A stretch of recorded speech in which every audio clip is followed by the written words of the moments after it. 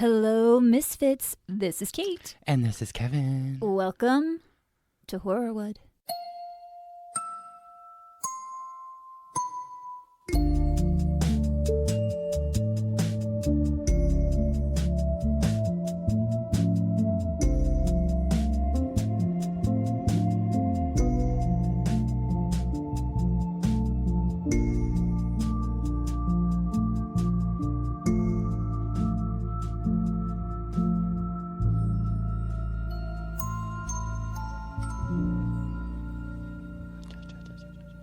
You're going to start singing. Bong, bong, There it is. bong.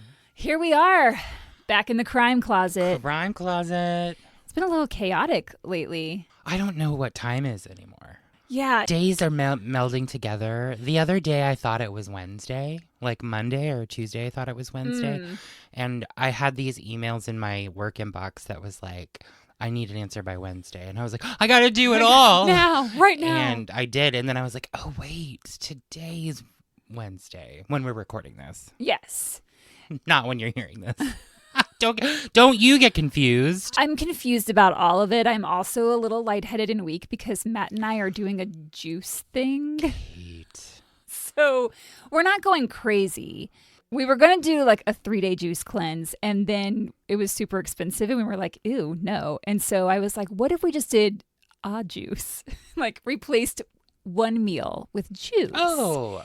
So instead of dinner, we're doing a juice. So we don't eat anything after like 4 or 5, and then we just have a juice. And it is the hardest thing. I was going to say, gosh, that must be tough. We've only done it for 2 days. Okay. This is day 3. Are you only doing it for 3 days? Yes. Okay. Because my family's coming in. We're going to blow it out. Yeah.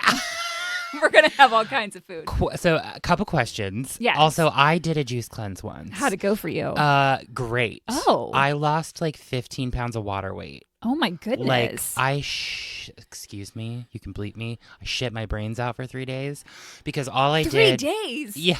I was making like 3 to 4 different juices a day. Look at you. I was also smoking at the time. Oh. So like I would just drink juices and sit at the kitchen table and smoke cigarettes to get through it.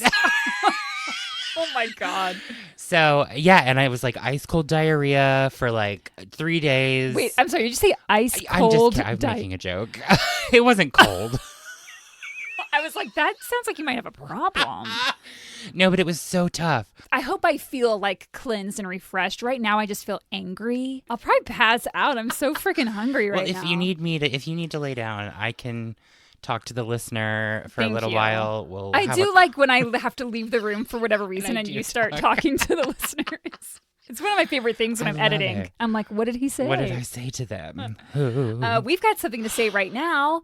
We have new Patronians. Huge shout out to EB. Thank you so much thank you, EB. for We love you. signing up on our Patreon. Yes. We appreciate it. We appreciate the support. And we have Lady Emilian Muffin Puffin. Muffin Puffin. I already forgot it. I say that correctly. That is the full name of my neighbor's dog. I love it. So thank you to my neighbors. Shout out to them. Thank you so much for your support. We appreciate it. And they're going to get the fall listener package. Exactly. You signed up just in time. And if you're like listening to this, listening? It's speaking and listening. Yes. If you're listening to this right now and you're like, what's the fall gift package? What isn't the fall package? We're going to be sending you some goodies. What those are, it's a surprise. It's a surprise, but we do it every fall. Last year's was bomb. Can I say? Here's it was the pretty thing. awesome. I do want to say, because we had very few Patreon subscribers last year. Oh, yeah, we did it up. So we kind of went wild. It's not that we have a lot now, but we have a few more than we had last year. And that's amazing. Thank you all for joining us. So we just have to be strategic about what we send. Exactly. But it's still going to be great. We promise. And if you're an Accomplice subscriber on our $2 tier, you don't get the Patreon gift package. So now's a really good time to upgrade to that $5 tier. Just letting you know, so that you can be part of the fun.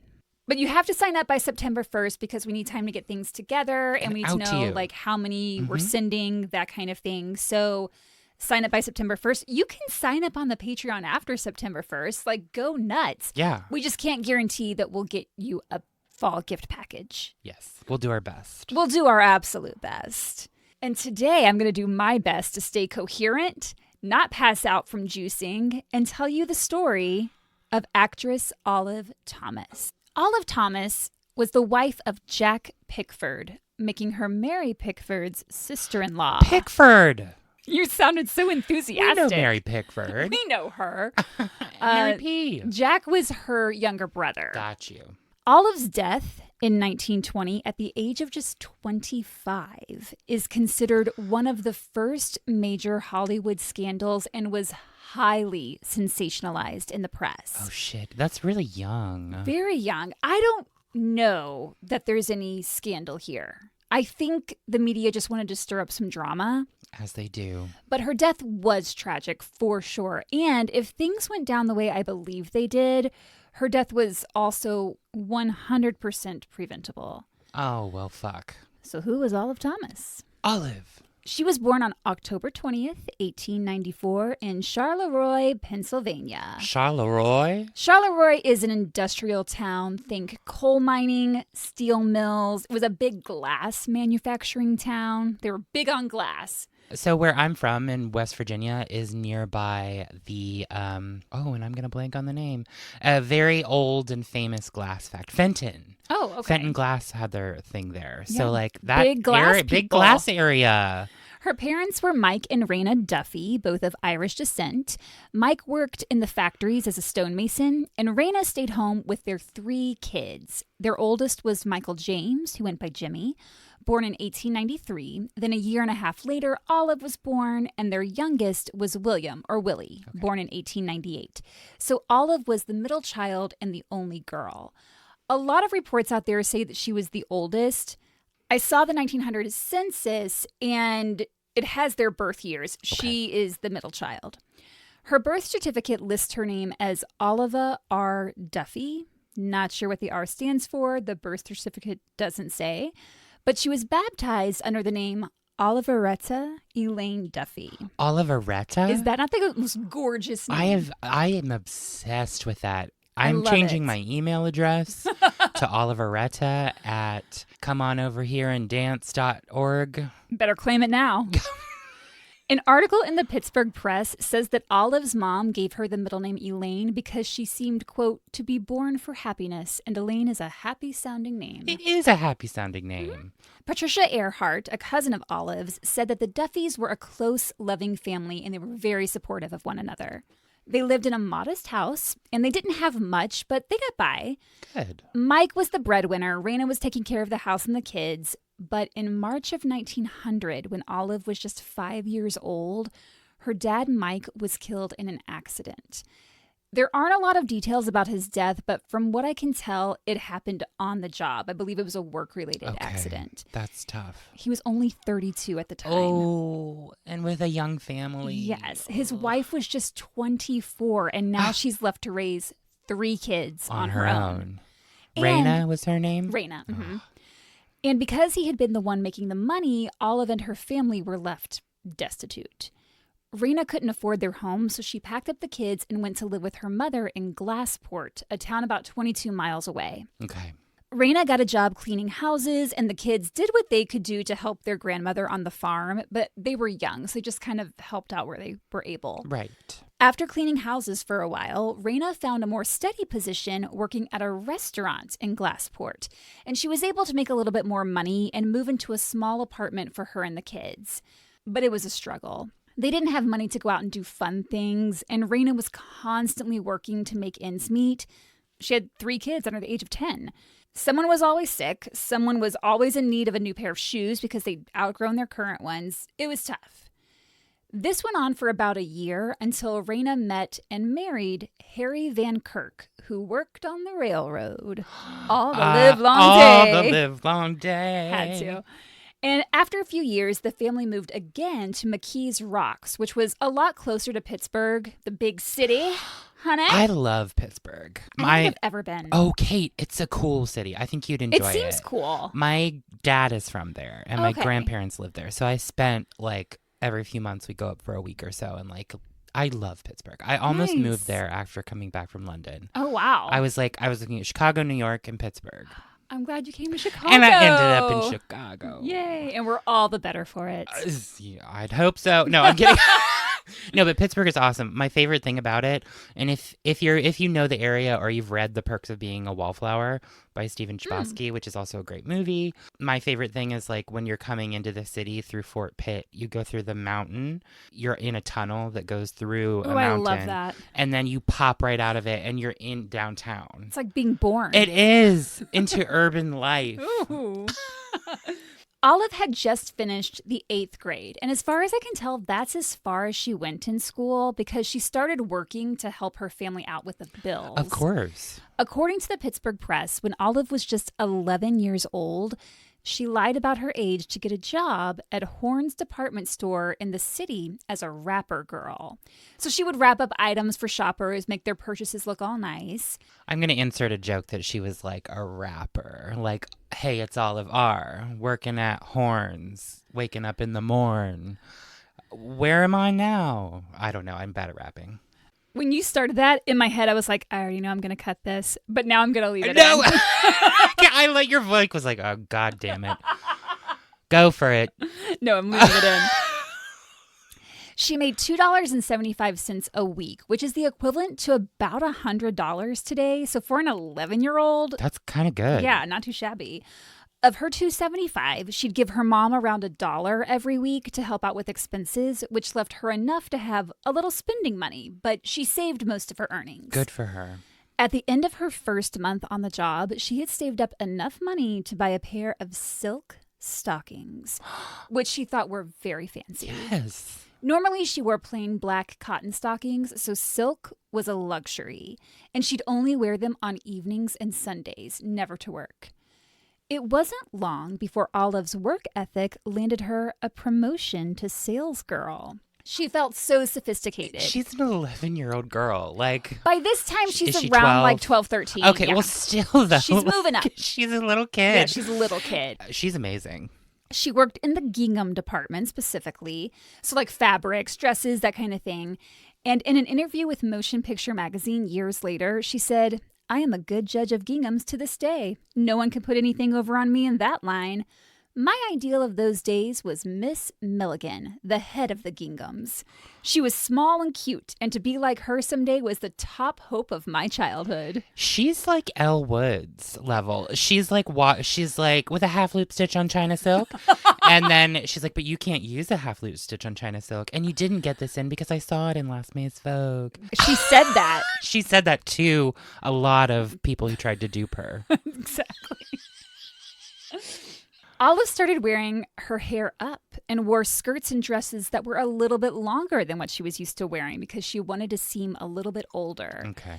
At this point now, she's around 13, 14. She's making a lot of friends at work. She was a popular girl. Wow. She and her friends would go to the parties and go to dances. She loved dancing. It was one of her favorite things to do. Good. And she's making some money for herself. But still, it's not like she's well off by any stretch of the imagination. She still had to penny pinch. A lot of it is going to her family, and she was growing more and more unhappy with her lot in life. Damn. She and her brothers all dreamed of bigger and better things, getting out of their industrial town and becoming successful. I don't know if Olive dreamed of becoming an actress necessarily, but I think she did dream of living a glamorous life. Right. Something outside of the factory town that she'd grown up in. Of course. And she reportedly did love to read about stars in newspapers and magazines, and she liked to go to the cinema. One day, she and her friend Helene went to go see a movie together, and as they were walking into the theater, Helene spots her friend Bernard Krug Thomas heading into the same show. So she says, hey, Bernard, this is my friend Olive. Looks like we're seeing the same show. Do you want to sit with us? And he's like, yeah, sure. Krugy. And Helene happened to mention to Olive that Bernard was one of the best dancers in McKees Rocks, Pennsylvania. Oh, shit. And he'd even won a prize in the latest dance competition at Coney Island. Not the Coney Island in New York. This was a park in Pittsburgh. That's it was okay. Only open for about a year, but nevertheless, he was a dancing man. And Olive said, "Ooh, I love me a dancing man." Me too, honey. So for the next several months, Bernard and Olive hung out almost every single night of the week. Wow. Either going dancing or out to see a movie. And on Sundays, Olive would have meals with Bernard's family at their home. So they had a cute little courtship going on.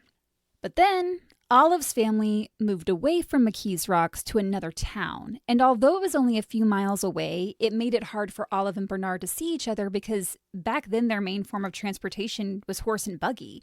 Oh, fuck, yeah. There weren't a ton of automobiles on the road. She couldn't just Uber right over. She sure couldn't. So it would take a long time to get from Olive's house to Bernard's. According to the Pittsburgh Press, in March of 1911, Olive wrote to Bernard saying she was lonely and wished they could be together more and ended the letter with, "Let's get married." Oh.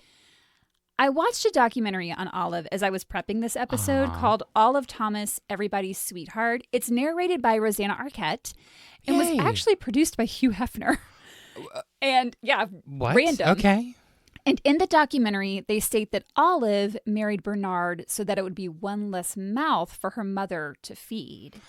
So this article in the Pittsburgh Press saying that Olive wrote to him wanting to be together more, saying let's get married, that's coming from Bernard. So I'm not sure how much of that is true. It sounds kind of sensationalized. A little.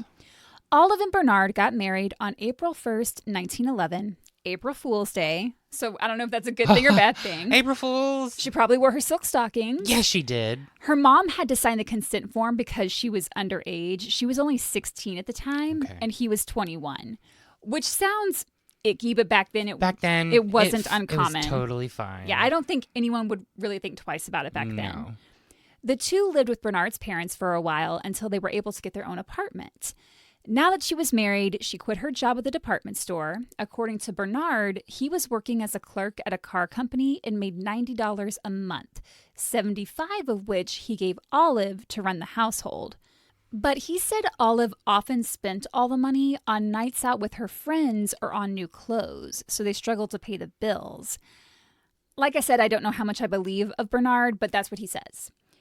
He said he'd get mad at her for spending all the money and he would just leave home for a couple of days to cool off, but that he found it difficult to stay mad at her for long because she kept the house neat and always looked nice. He was like, "She baked me a custard and wore a pretty dress. All is forgiven." Okay.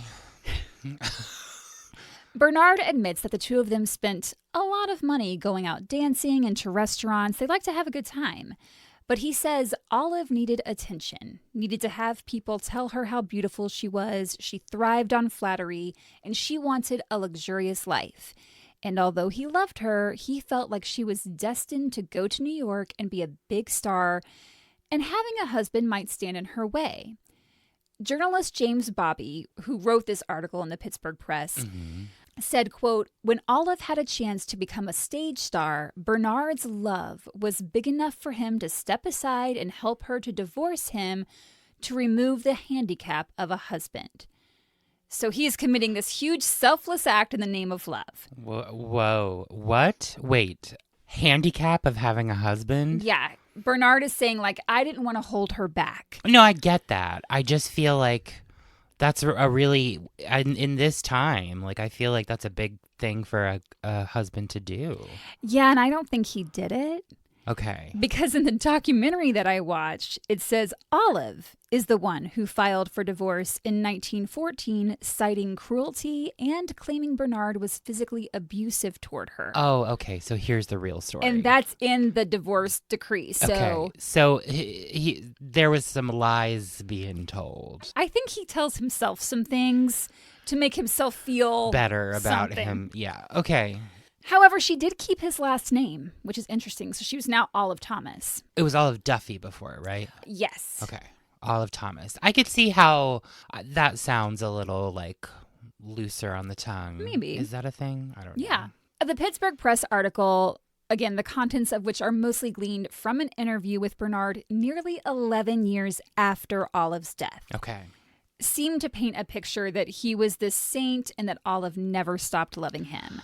I'm going to link the article because there's a lot in it that I just simply could not fit into this episode. Yeah. But He talks about how she constantly wrote him letters even after leaving him, declaring her love for him, yada, yada. I haven't seen evidence of that anywhere else. Don't buy it. But I do think Olive wanted a flashier lifestyle than what a factory town had to offer. Sure. She'd been working since she was 11 years old, trying to help support her family. She got married at 16 to a man who, it sounds like, was abusive. An article in Photoplay magazine, which was one of the first film fan magazines, states, quote, Olive Thomas had no girlhood. She grew up in a depressing, smoky Pennsylvania industrial atmosphere. She married into that life of grime, labor, and sweat, a life unbearable. The marriage was a desperately unhappy one. Ooh. Which I feel is probably a more realistic Probably picture. Clearer picture, yeah. She's around 19 at this point. I think she was just like, get me out of here. So she packed her bags and headed to New York City. New York City. She had an aunt and a cousin who lived in Harlem that she was going to stay with. Ooh. But the timing of the move was unfortunate because as soon as she got to the city, New York experienced the worst blizzard it had seen in years, with more than 30 inches of snow falling. Oh. Olive ended up being snowed in at her aunt's house for several days, which Olive said seemed like several months. Of course. Moving sucks already, and then in the middle of a blizzard, that wasn't the welcome that she had hoped for in the new big city. Yeah. But she wasn't deterred. She said of New York, it gripped me as it has gripped its other millions. She was hooked. Once that snow melted and she was able to go outside, she found a job working as a shop girl at the basement counter of a department store. Not exactly glamorous, but she's got to make some money. Of and course. She had experience working in department stores already. So it was an easy transition. Exactly. You're new to the city. You need a job to get some money. You already got some skills under your belt. Exactly. It's those silk stockings on. Get those silk stockings, girl. Get them on. Go to the city. But she wouldn't have to work in that basement for long. Oh, good. Because after just a few months, Olive came across an ad in the newspaper for a contest. Howard Chandler Christy, a famous artist, his career was really hot at the time. He was holding a competition to find, quote, the most beautiful woman in New York. The winner would have her portrait painted by Christy, and it would be published in the newspaper. Christie's work could already be seen on the covers of magazines. He was one of the premier portrait artists of the time. He often painted young, beautiful women that became known as Christy Girls. And if you had the coveted acknowledgement of being a Christy Girl, doors opened up for you. Christy girl. Do you want to be a Christy Girl? I don't think so. Okay. When you said that, I was like, ooh, I want to do that. I want to be the most beautiful girl in the world. Like that song from Teen Witch, I'm gonna be the most popular girl. Sing it. Anyway, I'm going to hold my own contest for funnest gay person in Chicago. You would win hands down. Yay! Oh, I'm sorry, I didn't mean to yell. Okay, great. Christy Girls. Great. Just needed to say that. So Olive saw this as a huge opportunity, but the day of the auditions, she was scheduled to work at the department store. So she called up her boss and she was like, I can't come in today. I'm sick. So glad you were with me on that. Boo, you whore. That's exactly what you said back to me. I'm so glad you were there on that. And she marched herself down to the Christie studio. All right. There were tons of course. girls there. All of them young, all of them beautiful. But Olive had that certain something. She won the contest and everything changed for her. That's amazing. I really wish there was like a Tracy Turnbull. It's just like Hairspray. Oh, yes. Going down to the TV station to dance. I want a Tracy Turnblad story, but I'm glad Olive got this. For I sure. love it. She's amazing. Once her picture appeared at the paper, she was sought after time and time again for modeling jobs by an array of artists. They used her for advertisements, art pieces. Her face was everywhere. She posed for Christie several times, but Harrison Fisher was her favorite artist. He called her the most beautiful girl in the world. Wow. Not just New York. The world. The world. She modeled for him several times. Some people thought that maybe the two of them were lovers, but when questioned about that, Olive didn't confirm or deny. She just said, "You can say that I adore him." Meanwhile, over on Broadway at the New Amsterdam Theater, Florin Ziegfeld Jr. was running his famous show, The Ziegfeld Follies, known for its beautiful chorus girls that Ziegfeld hand-selected. Harrison Fisher, that artist, wrote a letter of recommendation to Ziegfeld saying, "Hey man, Olive Thomas would be perfect for your show. She's the most beautiful girl in the world. Like, you got to have her."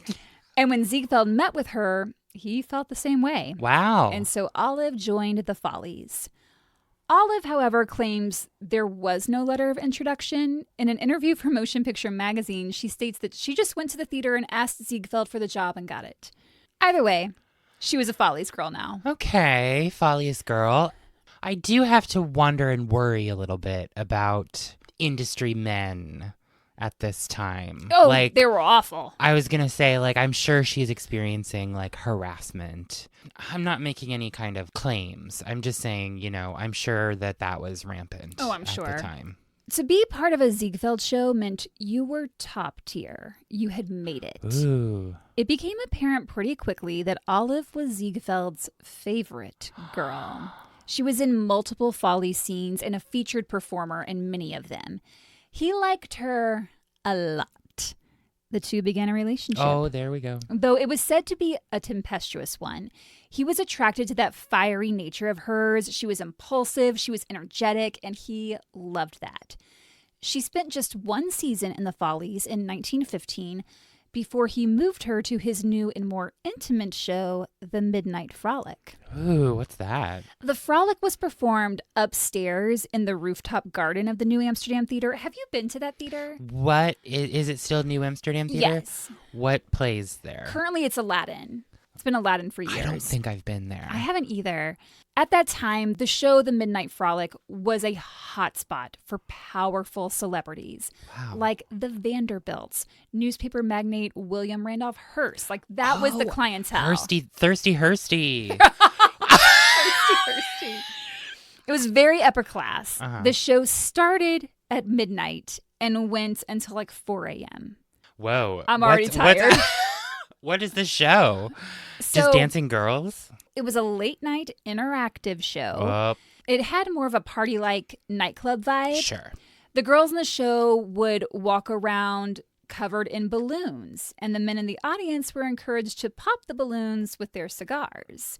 There was a dance area with a glass floor, and the girls were to perform on top of it while the audience sat below. Oh. It was that kind of show. Oh, that's racy, sexy. It was more risque than the Follies, but it still wasn't like pornographic. Got it. Okay.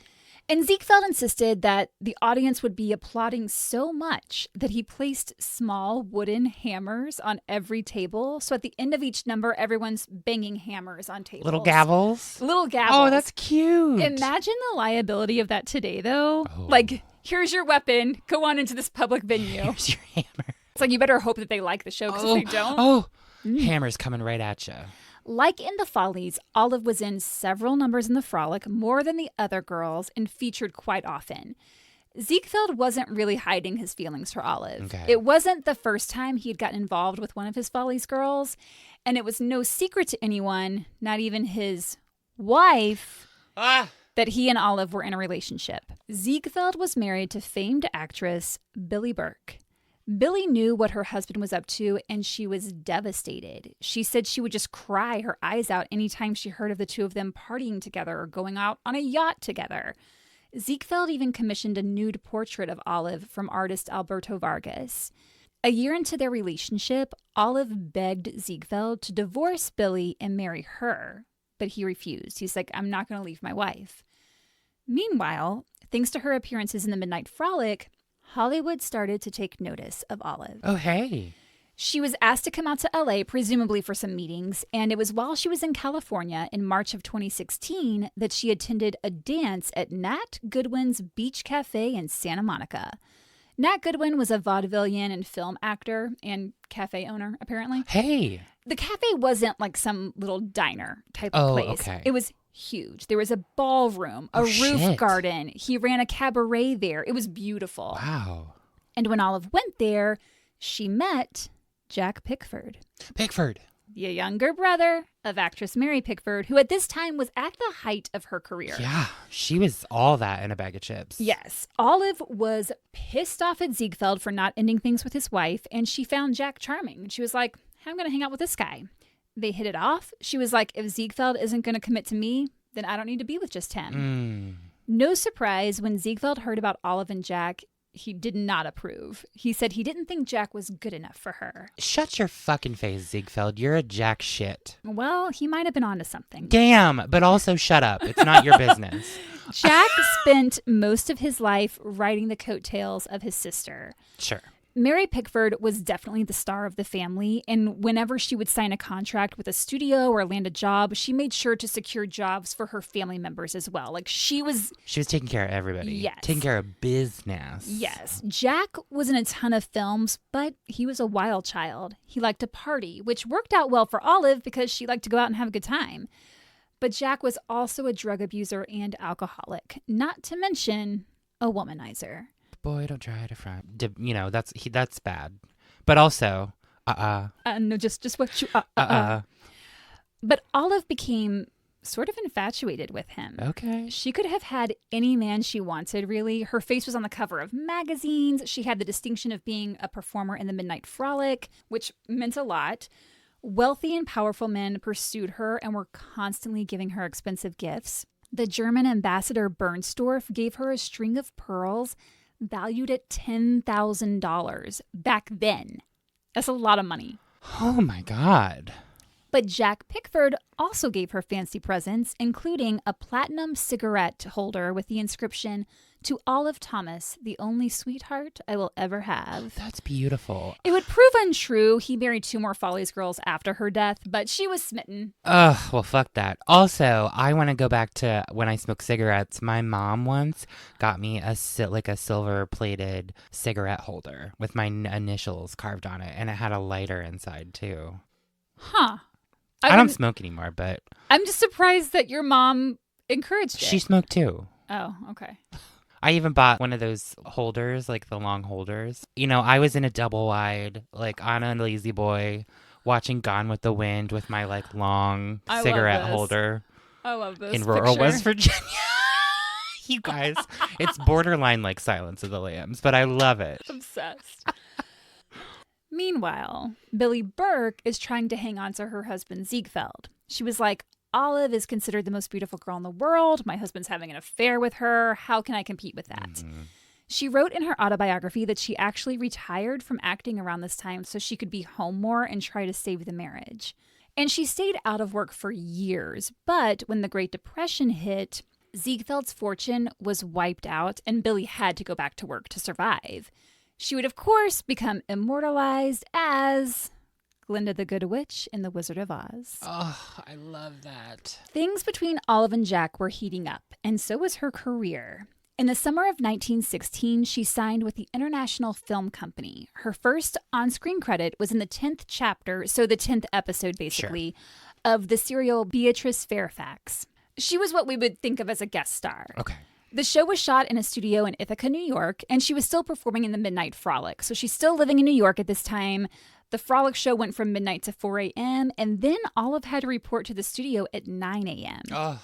But Olive loved acting on camera. And after appearing in Beatrice Fairfax, she said her number one ambition was to be the greatest motion picture actress in the world. I mean, another step up from most beautiful girl in the world. She just keeps moving up. Grab those titles, queen. However, she wanted to make a name for herself on her own. So in the fall of 1916, when she and Jack Pickford decided to get married, they eloped because she didn't want people to think that she married him for his name or that he was the reason she got a career in film. Okay. And they kept their marriage secret for a full year. But she did end things with Ziegfeld, who was super bummed. Her next screen credit was a small role in the film A Girl Like That, and it was after appearing in this that Thomas H. Ince, we've done an episode on him, signed Olive to Triangle Pictures. This meant a move to California, which meant leaving the Midnight Frolic. Ziegfeld was angry, but she was on to bigger and better things. Okay. She said of leaving the stage, quote, "The glitter every night began to pall. I got an exaggerated attack of higher ambition." I kind of love that quote. I do too. I've got an exaggerated attack of higher ambition. I love it. I'm going to use that on someone one day. Goals. She began starring in film after film. Most of the characters she played were young women who came from poverty and rose up to become wealthy, which was very much Olive. That's her story. She soon became a household name. She was working constantly. Whoa. And so was Jack. Okay. During their first year of marriage, they were rarely together because they were working on separate films and usually on location. Oh. So like Olive would be shooting a movie in Big Bear Lake while Jack was in Mississippi starring in Tom Sawyer. So not the best way to start a marriage, but they tried to find time together whenever possible. Olive managed to visit Jack on the set of Tom Sawyer and even appears briefly at the end of the film as an extra. After getting a few films under her belt as a leading lady, Olive felt she had established herself enough that she and Jack could reveal they were actually married and had been for a year. Okay. In an interview with Motion Picture Magazine, Olive said, quote, "We got along so well on the dance floor that we just naturally decided we would be able to get along together for the remainder of our lives." Does take a little bit more for the marriage to work, however. Yeah. we danced it out, and we're in love. When in doubt, dance it out. There's the t-shirt, Kate, with a picture of like Olive Thomas. Oh, I love it. Some sources state that the Pickford family did not approve of the marriage. In Mary Pickford's autobiography, she wrote, quote, "I regret to say that none of us approved of the marriage at that time. Mother thought Jack was too young, and Lottie and I felt that Olive, being in musical comedy, belonged to an alien world. The beauty of Olive Thomas is legendary. The girl had the loveliest violet blue eyes I've ever seen. I could understand why Florence Ziegfeld never forgave Jack for taking her away from the Follies. She and Jack were madly in love with one another, but I always thought of them as a couple of children playing together." Jack Pickford was a couple of years younger than Olive. Okay. I think he was like 18 or 19 when they married. Oh, wow. Okay, that is pretty young. Mm-hmm. Mary really didn't approve of the marriage, and some take that to mean she didn't like Olive and didn't think that she was good enough, but others think that she knew her brother was a womanizing party animal and didn't think the two would be a good fit, that maybe he wasn't good enough for her. So you can kind of look at it both ways. Of course. In her column in the New York Telegraph, Luella Parsons, who would go on to become one of the most famous celebrity gossip columnists, wrote that the Pickfords welcomed Olive, saying that Charlotte, Jack's mother, raved about Olive, saying that she couldn't have done a better job if she'd picked a wife for Jack herself. Regardless of what the initial impressions of her might have been, it does seem all the Pickfords were eventually on board with the marriage. However, by all accounts, the relationship between Olive and Jack was a rocky one. They were constantly fighting and making up. When she had been with Ziegfeld, he was attracted to her volatility. With Jack, they're both pretty volatile. Yikes. They were spicy. When it was good, it was amazing. And when it was bad, it was bad. Unbearable. Yikes. Because they spent so much time apart, there was some jealousy and some trust issues involved, it seems. Olive said, quote, "At first, I just couldn't get used to the idea of living this way. But I suppose one gets used to anything given time." Talking about like how they're apart all the time. Okay. Mm-hmm. When we were together, we used to use up the time fighting over things. I'd say, "You were out with this person or that person," and he'd come back at me in the same way. And we'd have a lively time of it, but we're over that now. We know that we can't sit at home by the fireside all the time just because we can't be together. It kind of sounds like she's alluding to an open marriage here. Ooh, maybe. Because she's saying, like, we're not going to each sit around and do nothing and not go out just because the other one isn't around. Well, that's a grown-up decision to make for your relationship. If that's what they exactly. If that's what was happening. They'd get into huge fights and then make up by buying each other expensive gifts, but they were both pretty reckless when it came to their possessions. Jack would buy Olive this extravagant diamond bracelet. She'd lose it. She would buy him a brand new car. He'd crash it. Their life together was chaos. Oh, my God. One night they went out partying with some friends and were driving home at like 4 a.m. Jack was driving. Olive and 4 of their friends were all in the car when Jack crashed into a truck, and the truck was totaled. The truck driver got a concussion, had a fractured hand, and was pretty banged up. Okay. Everyone in Jack's car managed to get out with just some scrapes and bruises, but not great. Another time, Olive was driving with a friend through the Hollywood Hills, and she lost control of her car and crashed into a stone wall. A few months later, they have bad luck with cars. What is happening? A few months later, Jack was driving and hit a boy who was walking or playing outside. His condition, there's nothing written about his condition in the article I read. I'm assuming he was fine because I feel like there would have been a lot of headlines that... If he had died. Yeah. And just 1 week after that, Olive hit a 9-year-old boy with her car, which left him with serious injuries. So not a great track record behind the wheel. That's messed up. Also, like, are they playing a game? Like, well, you hit a kid, so I'm going to go out and hit a kid. And then it just, like, spiral. Jesus Christ. Yeah. In May of 1918, Jack enlisted in the Navy. So we're in World War I. He's going into the Navy. They already don't get to see each other often, and now he's going off to war. Oh, man, come on. She went with him to the train station to see him off, and as she was waving goodbye to him when he got on the train, she just fainted. Like, she just couldn't handle it. In addition to Jack heading off to war, Olive's mom got really sick and wasn't expected to live. So Olive went back to Pennsylvania, where she spent weeks at her mom's bedside at the hospital. Thankfully, though, her mom did recover, and Olive returned to LA. Raina, don't leave us. Don't leave us, Raina. She continued working, and for her next film, Love's Prisoner, there was a scene where she was supposed to cry.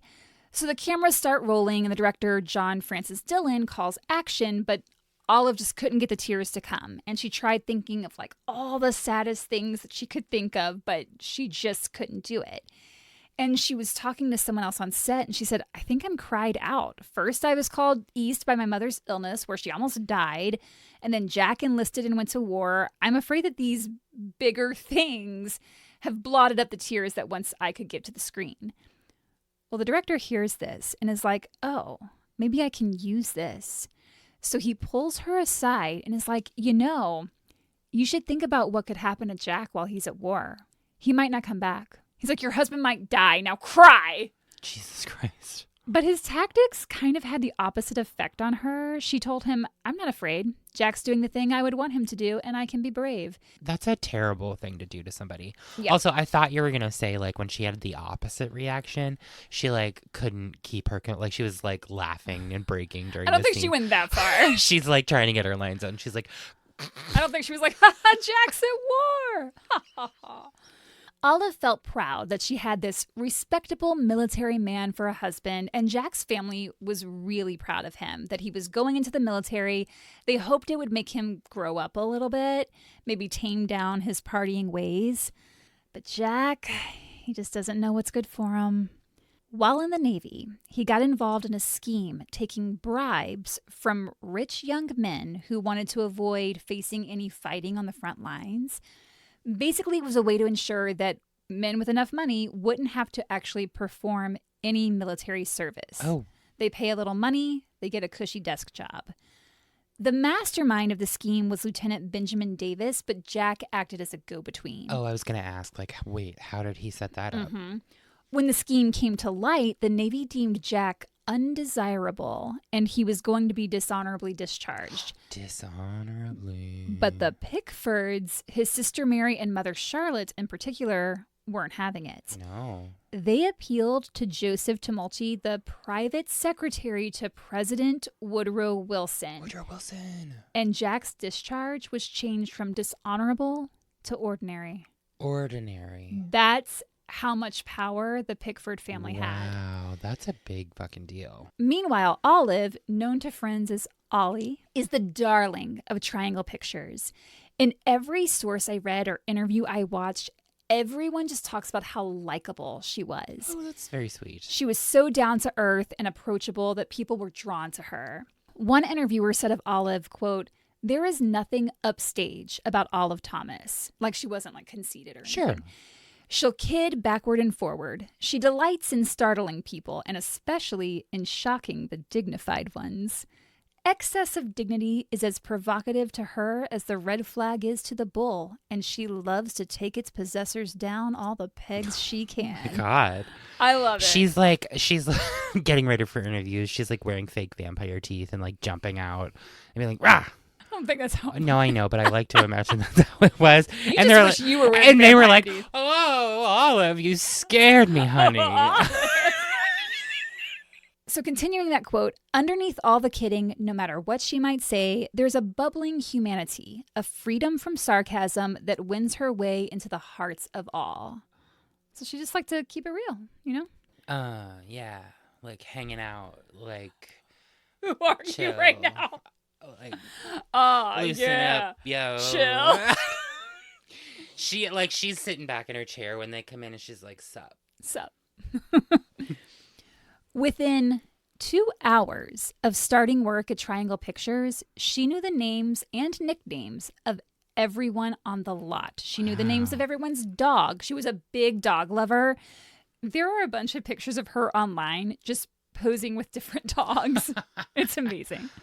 So she liked getting to know people and was genuinely interested in their lives. On sets, she was known as Miss Inquisitive or Miss Encyclopedia. She was constantly asking questions, wanting to learn everything she could. She would keep a dictionary in her dressing room and people would try to challenge her, like, well, what does this word mean? Oh. And if she didn't know the answer, she'd get so frustrated and she'd run to her dressing room to look it up. After working there just a couple of weeks, people said she could have directed, she could have designed the sets, she could have operated the camera. Like, she just had this vivaciousness about her and she was ready to go. Like, she wanted to jump into anything. And when asked why she wanted to learn everything, why the thirst for knowledge, she said that she knew her career as an actor could end at any moment, and she wanted to make sure she knew other skills. Good. Yeah. People would get a little annoyed at her constant questions, and it got to a point that while filming an important scene in the mountains for some film, she asked the director if she could direct it. And he was like, no, of course not. And she asked, why not? And he knew that she would just keep asking question after question. So finally he gave in. He was like, all right, here's the megaphone. So she starts directing the scene and she had so much energy and was all like, go, go, go, that one of the actors was like, oh Lord, does she ever rest? Like, she's going so fast. Like, okay, next. All was moving right along until a snake slithered up next to her and curled up at her feet. And when she looked down, it stretched its neck up towards her. She screams, drops the megaphone, takes off running down the hill. And when the director finally caught up with her, she was out of breath. And she goes, where did that infernal thing come from? Did he bite me? Was the scene spoiled? What kind of snake was that? Do you think there are many more around here? Will you finish directing that scene? Like, that was her line of questioning. And that was kind of how it went at all times. That sounds exhausting. One journalist nicknamed her the Thomas Tornado. She was this energetic whirlwind that stirred everything up. A few days after the snake incident, on that same film, Olive asked if she could pick the next location. And they knew there was no point in telling her no because she would just keep asking. So the director was like, yeah, sure, pick the next location. She wanders off to go exploring and is gone for hours. And when she finally returned, she was drenched head to toe. It wasn't raining. Everybody was like, where were you? Why are you wet? Where have you been? And she said, I was looking around and then I was in a lake. Okay, this is like, but what's going on, Olive Girl? Like, she was like, I thought I found my location, but then I was in a lake. But then there was a lake and, Exactly I was in it. Yep. And now here I am.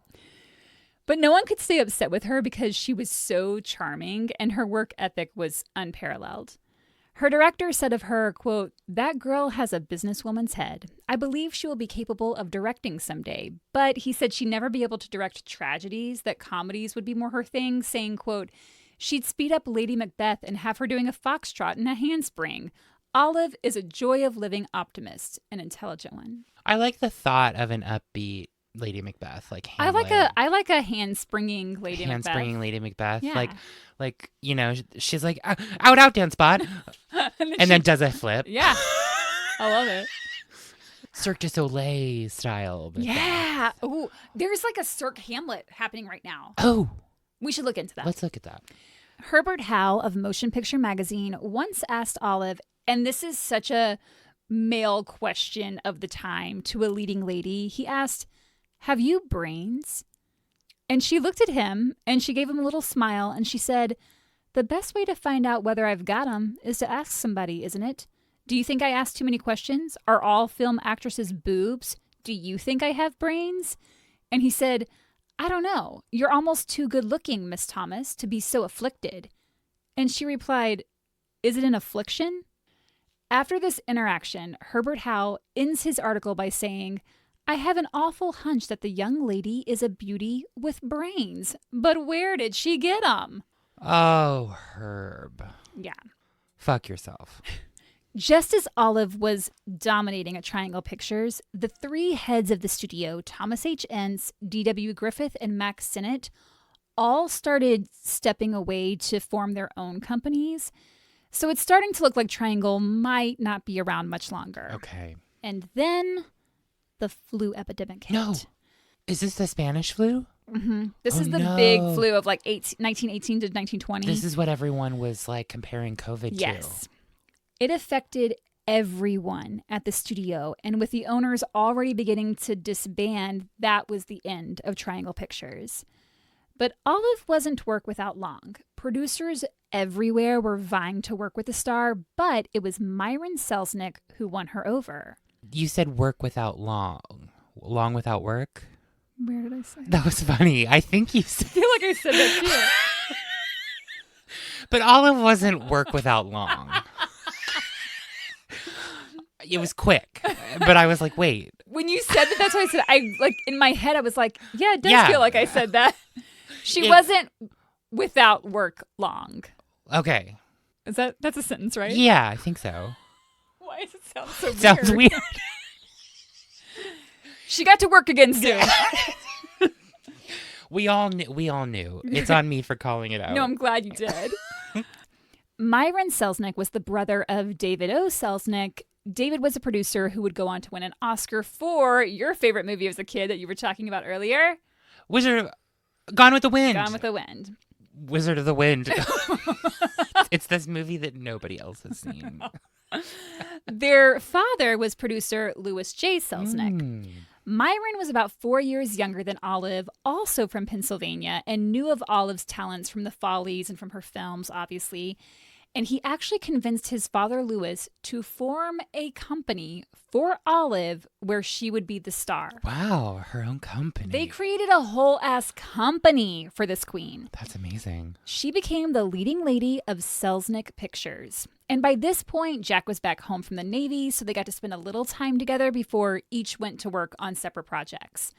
Olive also ended up getting the flu and was in the hospital, but she did recover. She made it. She said she felt like she was going to die. She was like, it was the absolute worst. That's terrifying. But she did recover. Okay. At Selznick, she played mostly young schoolgirl roles, which she liked. She was very childlike herself in a lot of ways. In January of 1920, writer Helen Rockwell said, like Peter Pan, we can't imagine that Olive Thomas will ever grow up.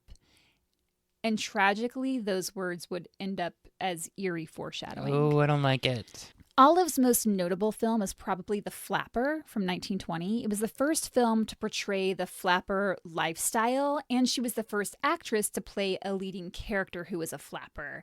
So you can actually watch the film on YouTube. I'll link it. I don't think the music is there to it, but the film is there. Okay. And these are all silent. Yes. Yeah. The Selznick men were head over heels for Olive, particularly Myron. He spent thousands on her, providing her with a fancy wardrobe, replenishing her personal bank account, which was always overdrawn because she just kept buying expensive gifts. It's rumored that Olive and Myron were having an affair. Whenever she was away, he'd send her telegraphs, always signed Love Myron. He'd let her know he had deposited some money into her account. She was special to him. We know that much. He rented huge electrical signs with her name on it, promoting her films, and displayed them in all the major cities. And there was one on Broadway that faced directly toward the New Amsterdam Theater, which Ziegfeld was probably pissed about. He was angry. He did say, just jumping back, after Olive and Jack got married, he went to Billy Burke and was like, everything's fine and you don't have to worry about anything now. Like, our marriage is fine. Because just saying that makes it fine. Obviously. Right? And it was only because Olive was married and was like, I'm never coming back to you. And he was like, okay. All right, well, I guess I'll go back to my gorgeous wife. Exactly. Talented, lovely amazing, wife. Beautiful, wonderful. Jesus. Upon signing with Selnick, Luella Parsons interviewed Olive, and Luella had already had to cancel her interview once. And then when she did meet with her, Luella was an hour late. So she's thinking, this actress is going to give me such a hard time. This isn't going to be good. So she walks in and says to Olive, apologies, I'm sorry I'm late. And Olive replied, oh, that's all right. I'm often late. I know you're busy. And that really took Luella back. She said, for as beautiful as Olive is, she isn't half as lovely on screen as she is in real life. Oh my God. Beautiful people, I mean, must have been so cunty at the time. You know what I mean? Like, everybody's like, you're beautiful, but you're nice? Like, what? What is this weird quality that you have? This kindness? Oh, no, you're fine, honey. And they're like, and everybody's like, it was scary. Yeah. It was like, scary how nice she was. We got to report about this. While Luella and Olive were chatting, Blanche, part of Olive's glam squad, came in to do Olive's nails and hair. And at one point, Olive had to get up to take a phone call. And while she was out of the room, Blanche told Luella that Olive was her favorite client. She had nothing but wonderful things to say about her. And she said, everybody likes that girl. Luella loved chatting with Olive, which says a lot considering Luella Parsons became one of the most formidable gossip columnists of her time. That's right. You had mentioned Luella before. Yes. Celebrities tended to fear her, scared of what she might write about them. Olive told her about how she loved kids and that she and Jack planned to have a family of their own. She mentioned she had a 5-year-old stepsister, Harriet, because her mom and that guy, Van Kirk, had a baby. And so Olive had a stepsister. Oh. And Olive adored her. She would call her mom and be like, why don't you just give her to me? Like, just give her to me. Like, as a joke. Just hand her over. And Olive was like, but of course she wouldn't. And Jack had a niece that Olive loved who called her Aunt Toddle. Toddle. She was like, Aunt Toddle's here. That's so sweet. The following year, Olive's brother's wife died, and they had a 6-year-old son that her brother felt overwhelmed caring for by himself. So Olive and Jack actually adopted the boy. Oh. Going along with just her generosity, Olive once bought a car for Jack, a different car than the one he wrecked, presumably, I think. And she asked her chauffeur to pick it up and deliver it to him because she had to go out of town. The chauffeur ended up getting the car and taking it for a joyride with a couple of girls and ended up crashing. When asked if she then fired the chauffeur, Olive said, why would I fire him? He said he was sorry, and the car was insured. That's the kind of person she was. Well, yeah, no, okay. But still, like, your chauffeur shouldn't be joyriding your new car. Sure. But she was very generous. She even helped her brothers get jobs in the entertainment industry. And when actress Norma Shearer was hospitalized due to an accident on set, Olive sent flowers and paid off her medical bills and then loaned her money on top of that to help her get by until she was back on her feet. Okay. Well, that's very generous. 1920 was a busy year for Olive at Selnick Pictures. She worked on location pretty much the whole first half of the year. And her marriage with Jack really suffered during this time, and their relationship was on the rocks. That summer, after wrapping production on the film Everybody's Sweetheart, which would be her last film, she and Jack decided to focus on rebuilding their marriage. They planned a vacation for themselves, and on August 12th, 1920, they set sail for Paris on the ship The Imperator. The Imperator. I don't know why I'm overpronouncing that. The Imperator. I mean, when you think of, like, Parisian, you want to go like Imperatore. Are they Italian? Maybe. Several movie stars were also on board, including Dorothy Gish and Mae Murray. And on Jack's birthday, August 18th, Olive threw a big birthday party for him on the ship. It was his 24th birthday, which it's crazy that they're that young. Damn. He was turning 24. She was 25. They arrived in Paris on the 19th or 20th and checked into the Hotel Ritz. Very schmancy. They spent the evenings out at nightclubs with their friends, and during the day, Olive had wardrobe fittings for her upcoming films, but nighttime was party time. They hung out mostly in Montmartre, a very artsy, bohemian area. Montmartre, isn't that where the Moulin Rouge is? Yep, it's where Moulin Rouge is. Toulouse-Lautrec had his studio there. So a lot of artist types hanging out there. Oh, I love that. Yeah. Oh, and now I'm thinking about Moulin Rouge and I want to watch it. Ooh, that was my favorite movie for so long. Kate, I was obsessed. I was Once obsessed. Lady Marmalade came out, I was like, wait, what is this? I You're like, I gotta go. Excuse me. And so I was like, Mom, take me to the movie theater now. And she did. And we loved it. On August 25th, Jack went to London for clothes. Clothes. Just to go shopping. Yeah. And didn't return to Paris until Saturday, September 4th. Olive had plenty of friends around her, so it's not like she was alone. But still, this trip was intended to help them repair their marriage, and he leaves for a week and a half, which kind of sucked. That's weird. Yeah. When he returned, they went out that evening with some friends, and here's where accounts start to vary as to what happened that evening. In the Los Angeles Examiner, a friend of Olive's who stated she was with her in Paris said that Olive hadn't felt well the entire trip. On the evening of the 4th, Jack tried to persuade her to stay in and get some rest, but she insisted on dining out. They went out in Montmartre with friends. I'm sure I'm butchering Montmartre. They went out in Montmartre with friends, and she names some of the friends that they were with, this person who's talking to the Examiner. Then they arrived back at the Ritz at around 3:30 a.m., and Olive was complaining of fatigue and insomnia. When the Examiner tried to track down these friends that the person named, it turned out one of the ones had left Paris days before the evening of the 4th. Wow. So he wasn't even there. And another friend that the person named couldn't be found. They never were able to get in touch with him. That's weird. Yeah. According to the Los Angeles Herald, Olive went out to Montmartre without Jack, just went with some friends. One of their favorite spots was a restaurant cabaret called the Dead Rat, which closed at 1 a.m. After leaving there, Olive and her friends stayed out partying, and she didn't get back to the Ritz until 4 a.m.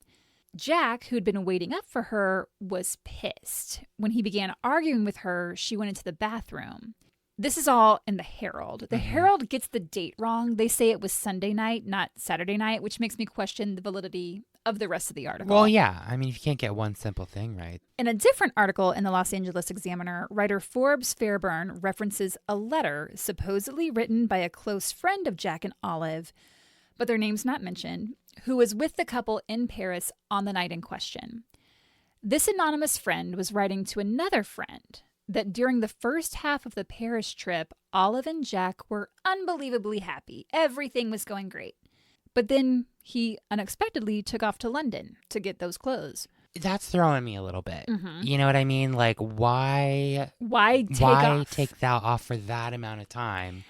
I will say in the documentary, they say that he had wardrobe fittings of his own, but he himself states that he was just going to get clothes from London. So he doesn't mention anything about a wardrobe fitting. And you're in Paris. Like, it doesn't sound like it was work related. There's clothes stores there. I mean, her fittings were done in Paris. So if he had to get clothes, like, you can get clothes there. It's Paris. You can buy clothes in any city. Any old city. So it doesn't sound like that London trip was planned prior to their vacation. It sounds like he decided at the last minute, hey, I'm going to go to London for a week and a half. And during his absence, Olive, she just felt she could not continue living this way, with the two of them always apart. So when Jack returned to Paris, Olive told him that, quote, life with him would be abhorrent and impossible. Wow. This is what is in this supposed letter from one friend to another friend. Okay. They go on to say that on that Saturday night, Olive took a large dose of cocaine. However, I couldn't find in any medical statements anything about cocaine being in her system. Okay. So we don't really know what her state of mind was that evening. What we do know is that Jack and Olive were set to leave Paris for London that Sunday morning. Jack, who says he was with Olive that Saturday night in Montmartre, so he himself says that he was there with the friends.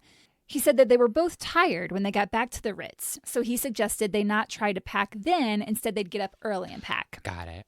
Jack said, quote, I went to bed immediately. She fussed around and wrote a note to her mother. It read, Mama dear, well and having a nice time. Leaving here September 11th, I will cable you from the boat and will tell you all the news when I arrive. Olive, love to all. After she finished writing the letter, sometime between 3 and 4 a.m., Olive Thomas went into the bathroom of their hotel suite and poured a considerable portion of mercury bichloride, which had been sitting on the bathroom counter, into an alcoholic solution and drank it. Mercury bichloride was used as a topical treatment for syphilis. It was rumored that Jack, who was known to be a womanizer, had contracted syphilis, and some state he was known as Mr. Syphilis in certain circles. Ew. I don't know if there's actual proof of that. Sure, but if even so, like to have the nickname Mr. Syphilis? Mercury bichloride was also used, however, as a disinfectant to clean certain rooms like bathrooms, which would make sense as to why the bottle would have been in the bathroom. Oh my God, you're treating your syphilis with the same stuff you use to clean? Yeah. So what they would do, it was a topical solution that you would, when a syphilis sore would appear, you'd put on it and it was supposed to burn it away, essentially.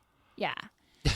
Well, next time I get gonorrhea, I'm just going to spray it all down with Lysol. I mean, have at it. I'm just kidding. I've never had gonorrhea, and I don't have currently any STDs. I don't know why this is coming up. Keep talking, Kate. Back to the story. You're so nervous. He's turning red. So it could have been there to use as a cleaner agent. As well. I don't know why it would just be sitting out, though. In the documentary, they say, she opened the medicine cabinet and got it out. I don't know. Medicine cabinet on the counter. It's there for whatever reason. It's there. Yeah. The label was in French, and it's believed Olive likely mistook it for a sleeping agent. Oh, shit. Because at that time, sleeping agents came in powdered form, and the mercury bichloride was in powder form. Yeah. Okay. So it's possible she thought, this is going to help me sleep. And she poured some into her glass of what I think was champagne and drank it. Oh, no. The effects of mercury bichloride poisoning are immediate. It's highly corrosive and causes burns to the mouth, throat, and stomach. So the second she drank it, she would have known something wasn't right. Yeah. According to Jack, she screamed, "Oh God," and he ran to the bathroom to see what was wrong. This is Jack's account. Quote, "I jumped out of bed, rushed toward her, and caught her in my arms. She cried to me to find out what was in the bottle. I picked it up and read, 'Poison.' It was a toilet solution, and the label was in French. I realized what she had done and sent for the doctor.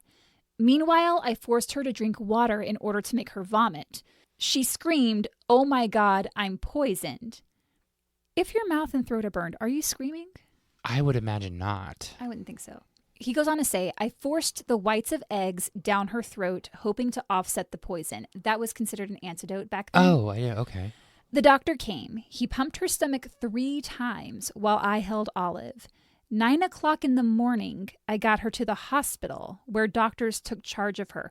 Why did it take 5 hours to get her to the hospital? Yeah, that seems weird. I looked up the distance between the hospital he took her to and the hotel. Today, it's about a half-hour drive. Okay.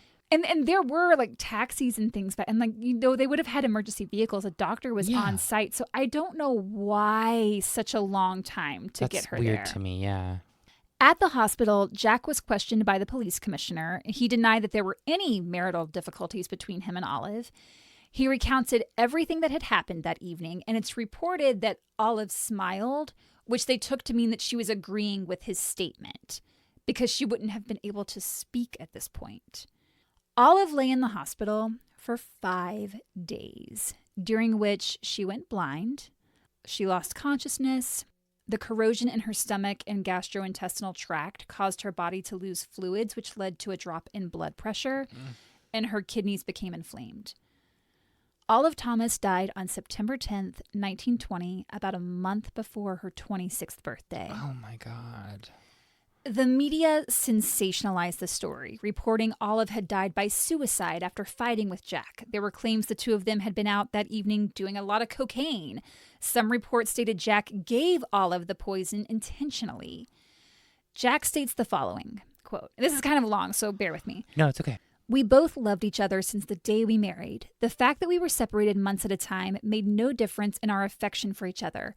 She even was conscious enough the day before she died to ask the nurse to come to America with her until she had fully recovered, having no thought she would die. She kept continually calling for me. I was beside her day and night until her death. The physicians held out hope for her until the last moment, until they found her kidneys paralyzed. But the doctors told me she had fought harder than any patient they ever had. She seemed stronger the last 2 days. She was conscious, and she said she would get better and go home to her mother. It's all a mistake, darling Jack, she said. But I knew she was dying. She was kept alive only by hypodermic injections during the last 12 hours. I was the last one she recognized. I watched her eyes glaze and realized she was dying. I asked her how she was feeling, and she answered, pretty weak, but I'll be all right in a little while. Don't worry, darling. Those were her last words. I held her in my arms, and she died an hour later. All stories and rumors of wild parties and cocaine and domestic fights since we left New York are untrue. If she's being kept alive by hypodermic injections during the last 12 hours, then how is it that 1 hour before her death, she has this conversation with him? I mean, I know that crazy things happen like that. Yeah, weird shit happens around death. Also, how is she talking? Yeah. I mean, they might have been giving her, like... Her vocal cords are burned through. Sure. It's odd. Sure. No, I agree with you. But, there might be something medical that they were giving her or doing to make it so she could at least... Maybe she was writing it down or something. Maybe. But he says those were her last words. Mm-hmm. Pretty weak. I'll be all right in a little while. Don't worry, darling. It's a little odd. Yeah. If you ask me. Mm-hmm. I'm not saying that, I don't think he intentionally did anything to her. I was going to ask, do we think that he poisoned her? I don't. What I do think happened, I do think that was prescribed to him for syphilis. And I think he'd probably taken it that night. Yeah. And I think he felt guilty. Yeah. And I think he carried that with him the rest of his life. Sure. The French examining magistrate ruled her death an accidental poisoning. And I do think it was an accident. After her death, Jack then had to travel by ship with her body back to the United States, which took several days. Years later, he confided in his mother that while on the trip back, he contemplated suicide and was even in the middle of climbing over the rail up on the deck before he changed his mind because he didn't want to hurt his mother and sisters. Oh, that's so tough. Hundreds and hundreds of people attended Olive's funeral in New York. They had to have police escorts because it was such a big crowd. And they actually increased the number of police from 10 to 25 to help with crowd control. Jesus. Her casket was covered in purple, yellow, and brown orchids. Pallbearers included Myron Selznick, Harrison Fisher, that artist, and Alan Crosland, who directed her in The Flapper. Gotcha. The inside of the church was packed so full, and as the pallbearers started to carry the casket out, people just swarmed it. Several women fainted. People were pushing each other as they rushed forward to get a look. Men's hats were falling off and getting crushed. A wild scene. Yikes. Olive did not leave a will.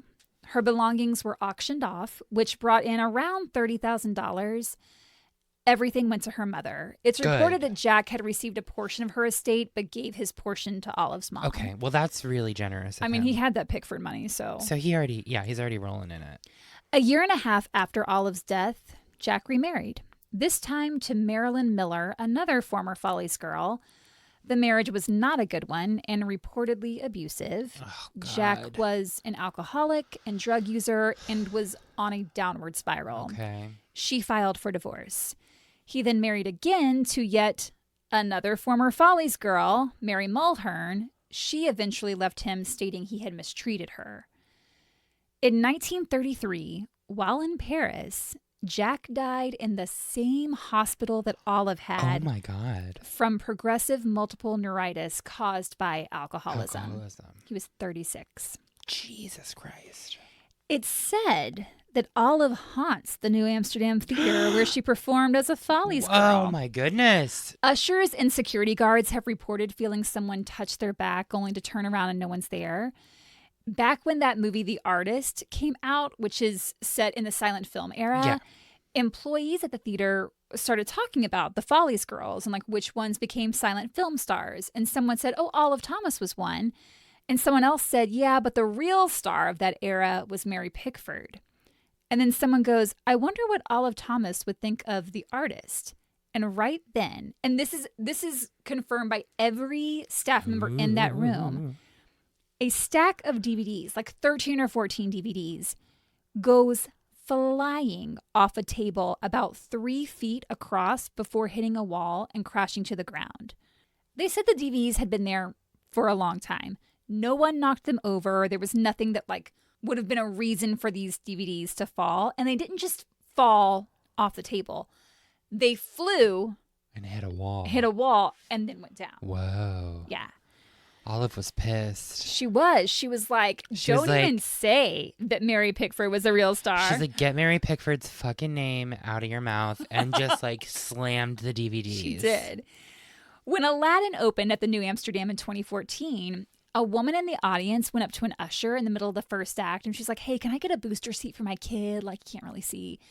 And the usher said, absolutely. We just have to wait until intermission. So the woman was like, okay, cool, thanks. Intermission comes. The usher takes the booster seat to the woman, but she already had one. And the usher's like, oh, you already got a booster seat. And the woman said, oh, yeah, the lady in the back brought it to me. There was no lady in the back. Nope. The staff asked around. None of them had brought the seat to her. And a random audience member wouldn't just know where booster seats were located. Sure.